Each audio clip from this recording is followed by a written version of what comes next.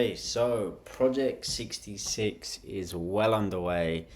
We are currently on the 24th of June, which makes it day 9 out of 66. And look, I was hoping I'd do this on day 7 and do like a week in review, but it just hasn't happened like that. I've pushed this definitely to a lower priority task, so that is completely fine. We'll do 9 days in review.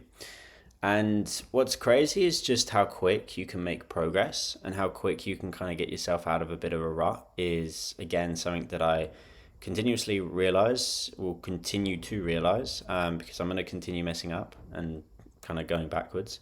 And it's really inspiring. It's very liberating. It's very freeing when you realize that.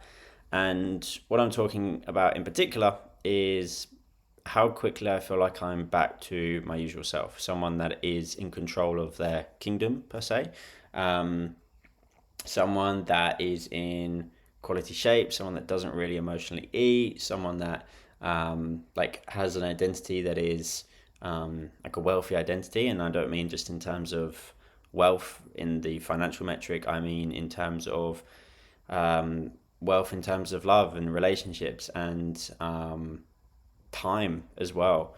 And like, I really think me prioritizing more of me and putting in time for myself has been key in me realizing that kind of stuff. And again, is continuous reminders to continue doing that stuff. Separate to that, just on a personal note, these are my nails. I've struggled with nail biting for forever, and look, I still pick. Like, I just literally was just picking there, and I probably will be picking just in the bottom of this video that you can't even see. But to have nails like this that are pretty much like almost fully grown, I don't know if you could say that, is really cool for me. And I think the one thing I want to talk about today is identity, in particular, because why I've always tried and failed in the past to bite my nails is not because I wasn't using like a nail biting cream, or I wasn't using like some kind of like psychological hack, like as in, um, I could say, oh, well, why am I biting my nails? Because I've just touched this and this, and that's disgusting. And what about the germs? And trying to like, it's called like CBT, my nails, basically, like using CBT on my own self. And I tried all this in the past, and it never really worked because it doesn't really get to the root problem, the root cause, the root issue.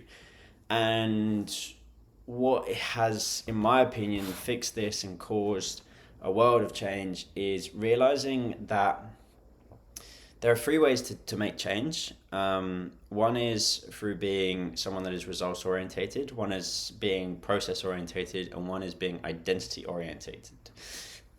To walk through those, let's take weight loss as an example, right? Or even my nail biting, right? Let's hypothetically say that, yeah, nail biting, like, and then I'll use weight loss as another example if we really need to. Nail biting. So if I'm results orientated, all I care about is when my nails look good, and like if they don't look good, I'm pretty frustrated. Same with weight loss. Like if you're results orientated in weight loss, if you're continuously hitting the gym and you're not seeing results for a few weeks, you're gonna get frustrated, and you're probably not gonna stop, or you're not gonna go, and you're just gonna be like, well, this didn't work, did it? Same way with my nails. If I just stop biting for a few weeks, and like, look, I haven't bitten in like a week or two, awesome. But let's say hypothetically they still looked awful. I'd be like, right, this doesn't work. I'm just gonna continue biting. You then got process orientated, and process orientated people are great, like in terms of they're structured. But what happens when you come off structure? What happens when there's that bump in the road? And particularly for me, I would say I'm a process orientated person, particularly in a nail biting context, not in others, whereby I wouldn't bite my nails until I was stressed or I was anxious or like some big event was coming up, or something like that, or I was sad or I was bored.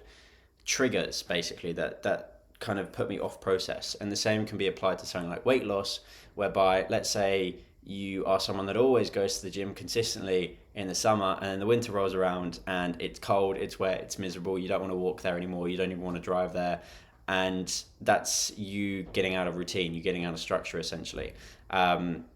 However, there's the third pillar, which is the best one to be, which is something that I'm now seeing in not just my nail biting but my entire life, is identity shifts and becoming identity orientated. So I am someone that doesn't bite my nails. I'm not someone that doesn't pick up my nails. I'm someone that doesn't get stressed. I'm someone that has a lot of time. I'm someone that is wealthy. I'm someone that is rich. All these things, again, just like that video I made on mindset a few weeks ago, continue to flood the subconscious mind and make the subconscious mind see that as reality. Because our brains and don't have ears, they don't have eyes. We have ears, we have eyes. And what we feed our brain is what we look at, what we consume through our ears, and what we say as well, what we say to ourselves. And by feeding your subconscious, again, which is completely deaf, which is completely blind, you are basically saying that that's its reality, if that makes sense. Hopefully you're following along. So what I mean by that is, by me calling myself a person that doesn't bite my nails, that doesn't pick, I'm telling my brain that I am that person. That is my reality. Likewise, if I say I'm a busy, stressed person, I'm always going to feel busy and stressed.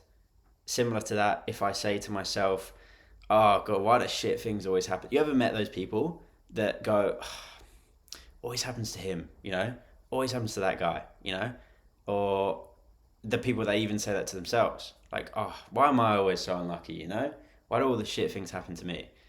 It's because we're priming our subconscious mind to experience that, to see that as our reality, that shit things just happen to us and we're just an unlucky person.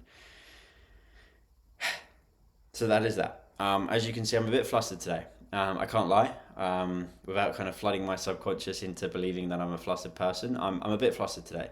And this morning could have been a bit of a derailment to Project 66, if I'm being honest. I wouldn't have posted this video yet, but I'm going to post day 9 on Project 66 in probably like a week or so, once I've got it finished with the editing and the schedules, essentially.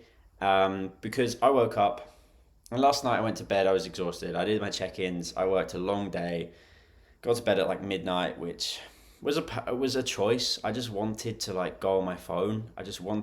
Mondays are really tough because I do like a huge day. All I'm doing is check-ins on Mondays basically, and I kid you not, I'm just at a laptop recording videos for my clients for hours, and I love it. They get awesome results, but it's a lot of work and it's too much, to be completely honest, for a Monday, and I need to start moving people over to Tuesday as a result, to be completely frank. But yeah, look, I went to bed, my room was a mess. I woke up this morning, my table was trashed, there was clothes on the floor, kind of like what day 0 of Project 66 looked like, if I'm going to be completely real. And I was like, well, okay, kind of failed Project 66, but no, I haven't. Like, this is just that roadblock, just like with a weight loss journey, right? If the scale goes up 1 week, doesn't mean you've lost all your progress and you should just go back to binge eating and go back to your old self. It's just an indication that, okay, something's cracked. Something has cracked, and like there's a reason as to why that happened. And like, if I look back to the last few days, I spent pretty much the entirety of the weekend with my girlfriend. That took a lot of time out from the business. I'm in Adelaide this week and doing a lot of doing a workshop, and then I'm spending the time also with my girlfriend. So I'm trying to cram, 2 weeks worth of work into like 5 days, and that's not plausible, And what I think I've really come to the understanding of is that my business has grown at such a quick rate, which is awesome, but I've tried to keep up with my business's growth, and that's not sustainable, and it's not kind of achievable and realistic to achieve anyway. And essentially, I've kind of created these mini deadlines in my mind. I've created deadlines like I have to do X, Y, Z, even if this isn't a deadline project. The only deadlines that I have is delivering client programs on time and delivering check-ins for them. That is the only deadlines I have. And if I'm not doing that, then I'm really fucking up. But I'm servicing that. And therefore, why does it matter if I complete, I don't know, like I have to review my sales script. I have to edit my sales script. That is not a deadline task. I shouldn't stay up all night doing that. But that was previously what I would do. Similarly, me, like, let me look at my to-do list for today. I've got to link payments to a new processor, for example. And this is something that previously I would have absolutely held myself to a deadline for, and like made myself tick off at a certain day at a certain time. And it's like, well, why? Like, yes, it moves the business forward, but at the same time, as the business grows, the challenges are only going to get bigger. That means the problems are only going to need more time to fix, and therefore you're just going in this hamster wheel that is continuously going faster and faster and faster and faster, and then eventually it's going to throw you out. It's going to break. It's either going to break or you're going to break, and that has been a big learning curve for me. And I think I'm very glad that I'm doing this on a day like Project 66, a week in review, actually 9 days in review, where I'm pretty frustrated and I'm pissed off, and I can't lie, I've got a bit of a headache. Just I've had a headache like most of the day because I'm just frustrated. I'm really, really frustrated. And that is because I'm trying to do way too much, and I'm going back into the same patterns as to what led me to feeling incredibly burnt out, which was staying up till 1 a.m. every single day, waking up at 7, and just spending the entire day working without time to myself or time to my friends or time, just to do jack shit, basically. And this has been a big learning. I'm glad I've vented this. Look, this whole YouTube channel in itself, like, I don't know, I'm kind of going on a bit of a rant here. I'm going very side to the whole purpose of the video. But this whole YouTube channel is not just to document for the value of the viewer, but it's to document for the value of myself. Is literally it to be a journal, is to be an exercise where I'm venting, where I'm ranting, where I'm getting my thoughts out, where I'm being unapologetically me. And I hope, therefore, in turn, that creates value for the viewer. And if it doesn't, then yeah, look, you would have clicked away by now. So look, if you made it to the end, it'd be awesome if you maybe typed a cool word. Let's say vent. Type the word vent in the comments if you made it to the end. That'd be awesome. And I'll personally reply to you. I'll say hi. But yeah, let's see how long this was. 12-minute video. Hopefully you stayed around for it. I'll catch you in the next one. Looking to do Project 66 pretty much weeks in review until for the next like 6-7 weeks, because I can't lie, like, life is busy, and like focusing time on YouTube isn't the number one priority right now. So every single week there's going to be a review of Project 66, which I guess is all encompassing a review of my life, my business, my health, my wealth, whatever, just without the key details there. So look, if you enjoyed that, drop us a like, drop us a follow, comment the word vent if you made it this far as well.